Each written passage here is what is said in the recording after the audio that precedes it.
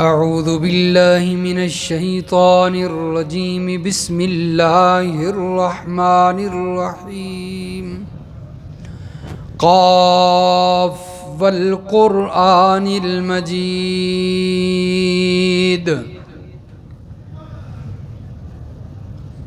قسم ہے قرآن مجید کی، بزرگی والے شان والے قرآن کی قسم۔ بل عجبوا ان جاءہم منذر منہم، بلکہ یہ لوگ تعجب کرتے ہیں کہ آیا ہے ان کے پاس ڈرانے والا انہی کی جنس میں سے، یعنی کہ انسان بشر۔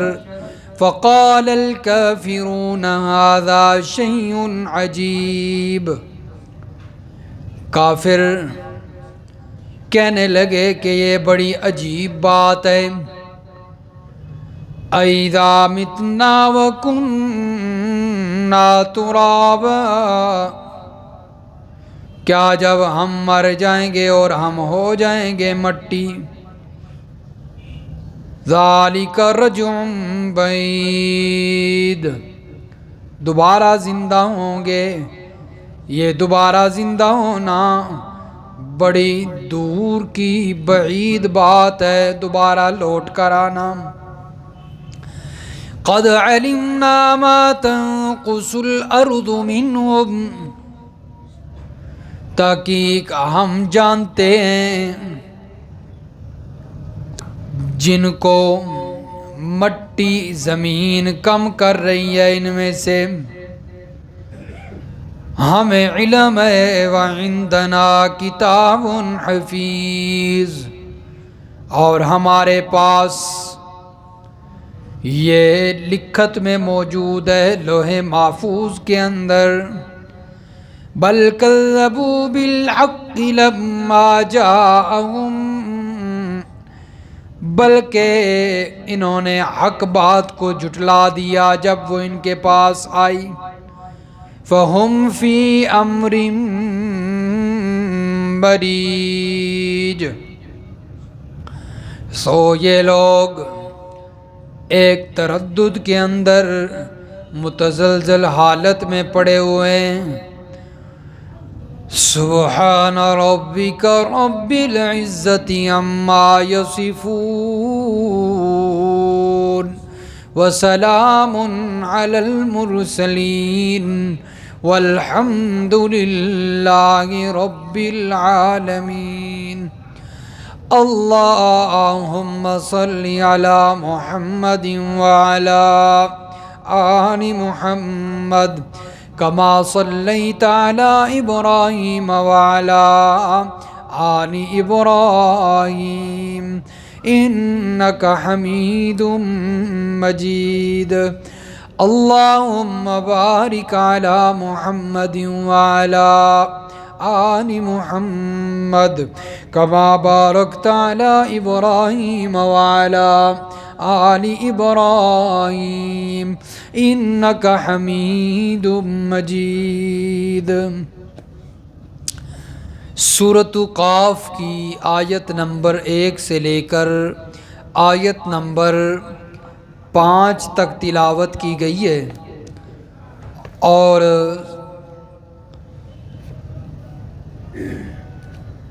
سورۃ قاف کا آغاز ہے۔ چنانچہ پچھلی جو سورت مکمل ہوئی ہے جس کا نام سورۃ الحجرات تھا، اس سورت کا اس سورت قاف کے ساتھ 2 طرح کا ربط اور تعلق ہے۔ ایک ربط اسمی، دونوں صورتوں کا جو نام ہے ان کا آپس میں ربط ہے، اور دوسرا ربط معنوی، دونوں صورتوں کے جو مضامین تھے ان کا آپس میں ربط ہے۔ نام کے لحاظ سے جو ربط ہے وہ یہ ہے کہ سورۃ الحجرات، حجرات جو نام ہے اس کا، وہاں پر تھا کہ حجرات سے باہر آواز دینے والوں کا جو ذکر تھا، کہ جو لوگ نبی علیہ الصلوۃ والسلام کے حجرات، حجرے کو کہتے ہیں کمرے کو، اس سے باہر کھڑے ہو کر جو آوازیں دیتے تھے، بلاتے تھے، ان کا ذکر تھا۔ یہاں سورۃ قاف کے اندر اس سے بڑھ کر تکذیب کرنے والوں کا ذکر سننا چاہو تو فرمایا سورۃ قاف پڑھ لو۔ یہ بھی میرے پیغمبر کی بے ادبی ہے کہ حجرات سے بندہ باہر کھڑے ہو کر آوازیں دینے لگ جائے، اور فرمایا اس سے بھی زیادہ کوئی اگر میرے پیغمبر کے جھٹلانے والے اور تکذیب کرنے والے دیکھنا چاہتے ہو تو پھر کیا پڑھ لو؟ سورۃ قاف پڑھ لو۔ اس میں دو پیر آگے ہی ہوں گے۔ سورۃ حجرات اور قاف کا جو مضامین کا آپس میں ربط ہے وہ یہ ہے کہ اس سورۃ حجرات سے پہلے سورۃ الفتح تھی، اور سورۃ الفتح سے پہلے جو سورت تھی اس کا نام سورۃ محمد تھا۔ سورۃ محمد کے اندر اعلان جہاد تھا، یعنی جہاد کا اعلان ہوا تھا،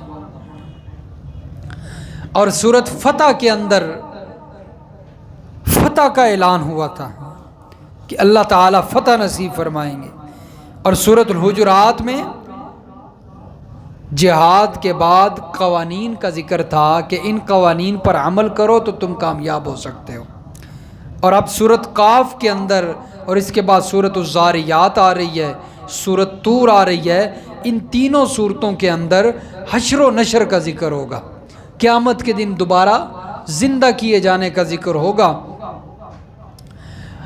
اور مطلب خلاصہ یہ کہ جو توحید کے منکر ہیں ان سے بھی جہاد کرو، اور جو قیامت کے منکر ہیں ان سے بھی جہاد کرو۔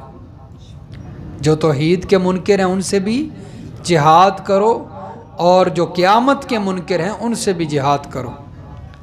اور اس صورت کے اندر کچھ امتیازی باتیں بیان ہوں گی، یعنی جو باقی صورتوں کے اندر موجود نہیں۔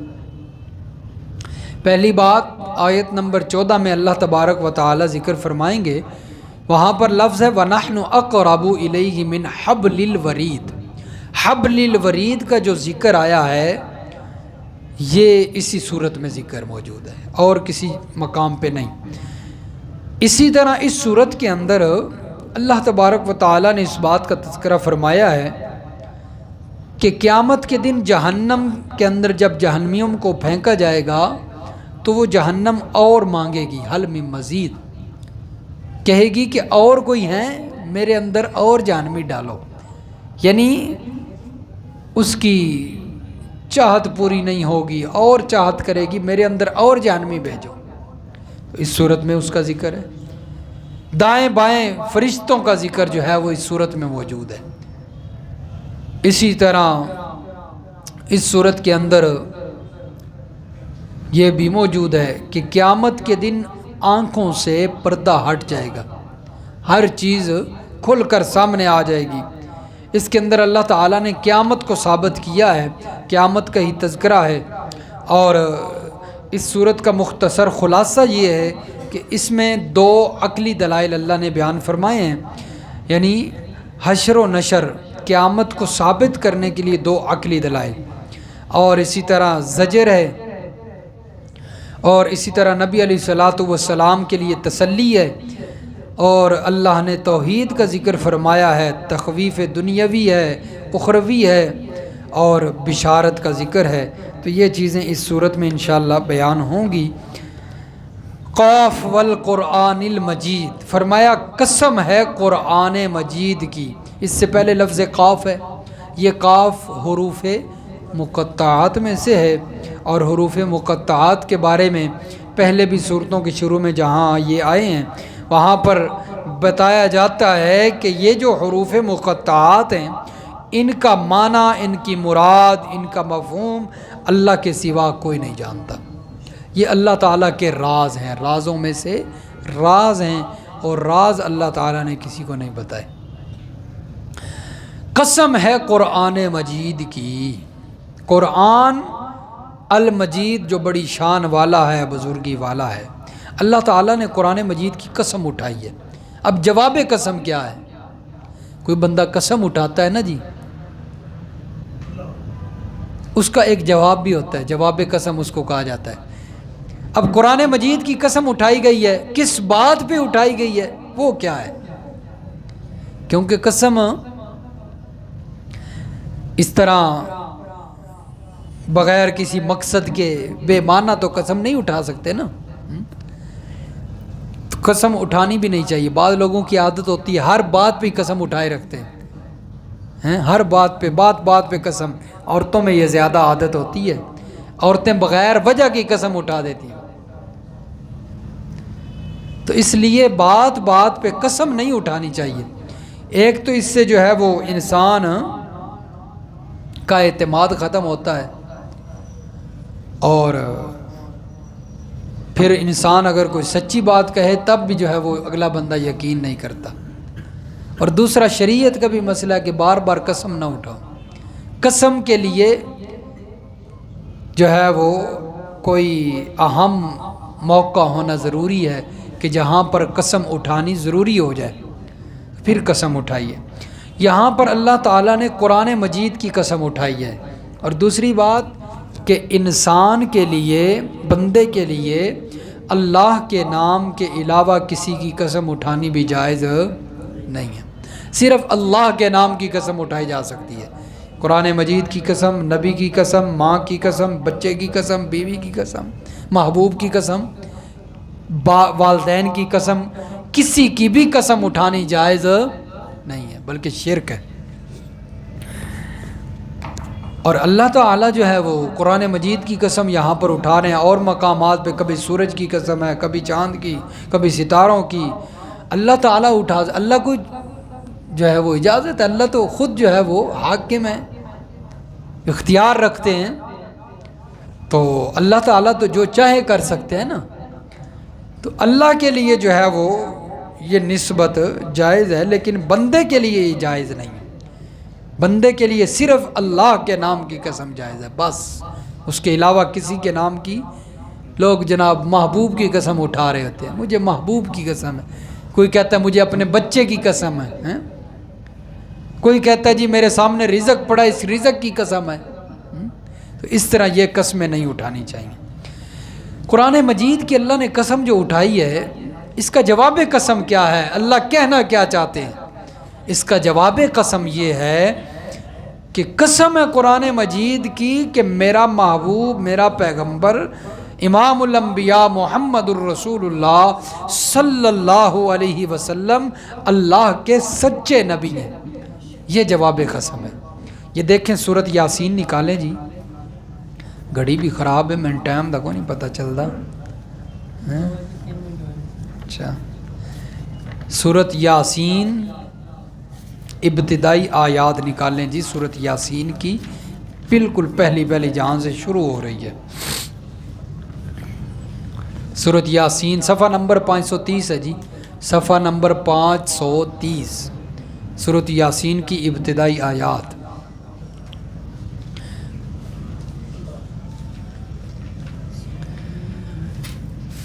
صفحہ 530 فرمایا یاسین والقرآن الحکیم انک لمن المرسلین، قسم ہے قرآن حکیم کی۔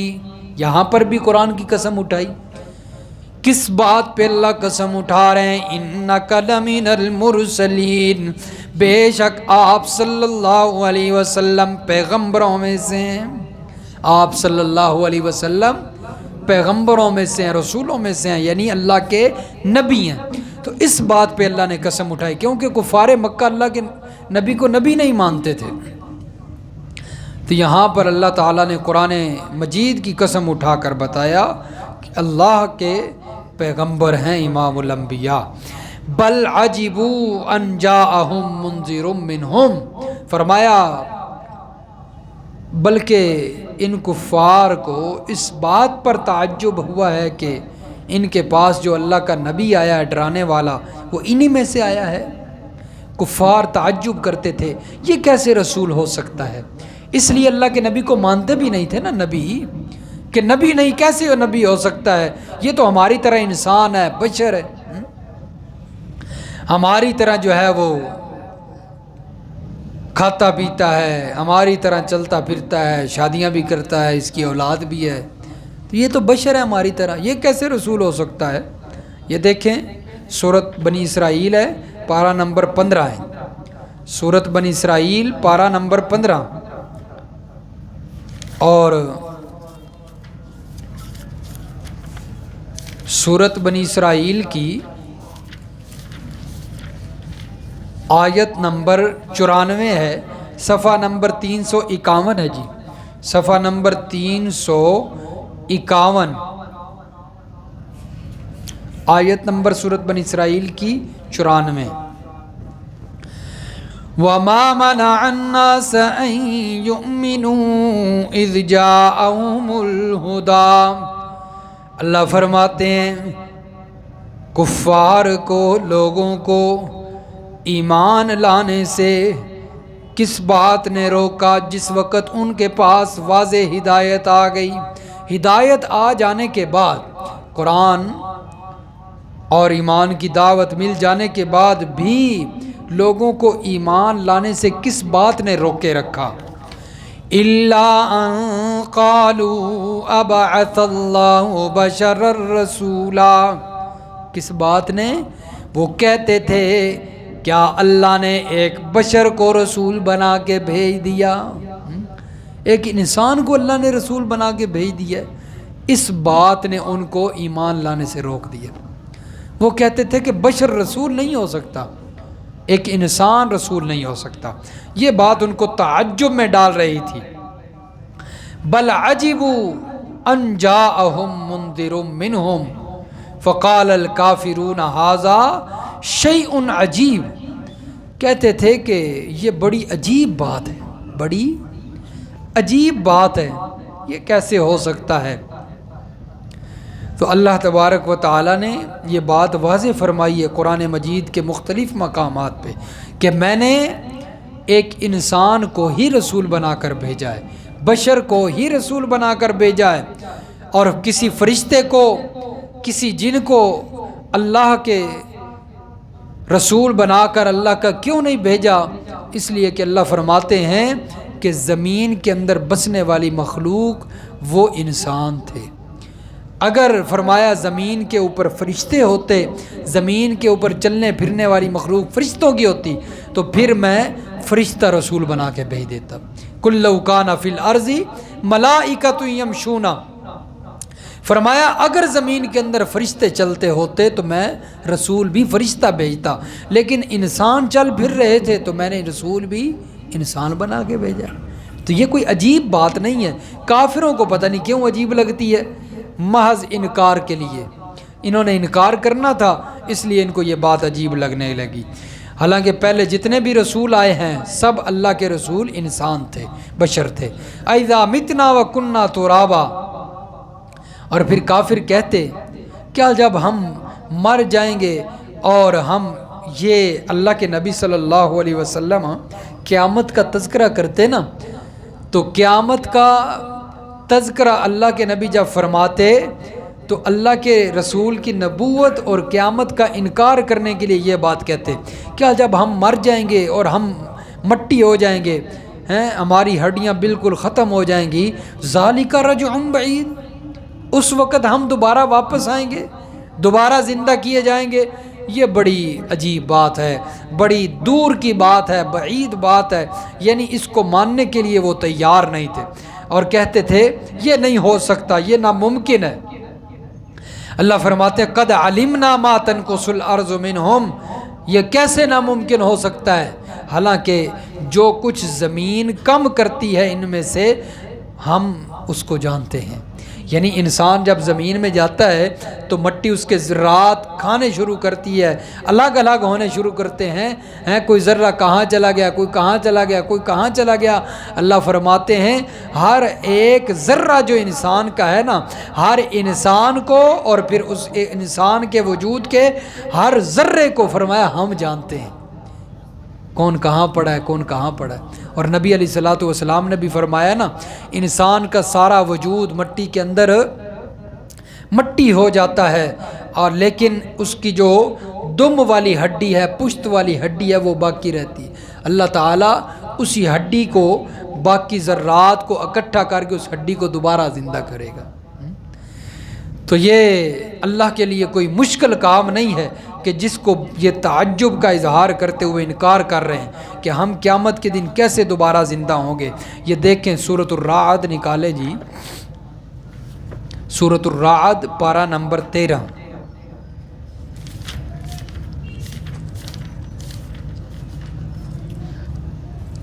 آیت نمبر 5۔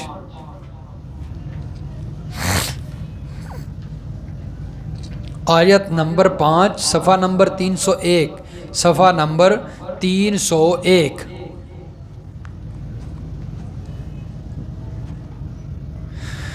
فرمایا وَإِن تَعْجَبْ فَعَجَبٌ قَوْلُهُمْ أَإِذَا كُنَّا تُرَابًا أَإِنَّا لَفِي خَلْقٍ جَدِيدٍ۔ اگر آپ کو تعجب ہو تو واقعی ان کا یہ قول تعجب کے لائق ہے۔ کون سا قول؟ کافروں کا۔ نبی علیہ الصلوۃ والسلام کو بھی تعجب ہوتا تھا، یار عجیب بات ہے کہ جس اللہ تعالیٰ نے ان کو بغیر، جب ان کا وجود تک نہیں تھا، ان کا تذکرہ تک نہیں تھا، اس وقت اللہ نے انسان کا وجود بنا کر انسان کو پیدا کر لیا ہے۔ اب جب اس کا تذکرہ بھی ہے، اس کا وجود بھی ہے، اس کے بعد اب قیامت کے دن اللہ کے لیے دوبارہ زندہ کرنا کوئی مشکل کام نہیں ہے۔ اللہ کے نبی کو اس پر تعجب ہوتا تھا، یار کافر عجیب لوگ ہیں، یہ کیوں انکار کر رہے ہیں؟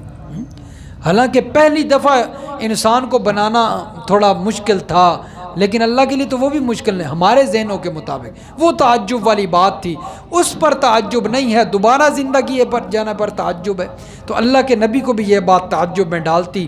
اللہ نے فرمایا میرے پیغمبر اگر آپ اس پر تعجب کرتے ہیں، واقعتاً ان کا قول بڑا تعجب والا ہے۔ اَإِذَا كُنَّا تُرَابًا، کون سا قول؟ کہ کیا جب ہم مٹی ہو جائیں گے، اِنَّا لَفِي خَلْقٍ جَدِيدٍ، کیا ہم ایک نئی پیدائش میں دوبارہ پیدا ہوں گے۔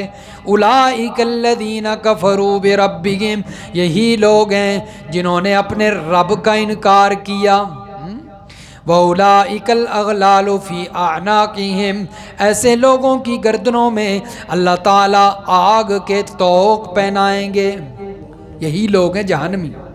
تو اللہ تعالیٰ فرماتے ہیں میرے پیغمبر بڑی عجیب بات نہیں کہ ان کو پتھروں کے پوجنے پر تعجب نہیں ہوتا، پتھروں کے پوجنے پر، مورتیوں کے پوجنے پر تعجب نہیں ہوتا، آپ کے نبی ہونے پر تعجب ہوتا ہے، اور قیامت کے دن دوبارہ زندہ کیے جانے پر تعجب ہے۔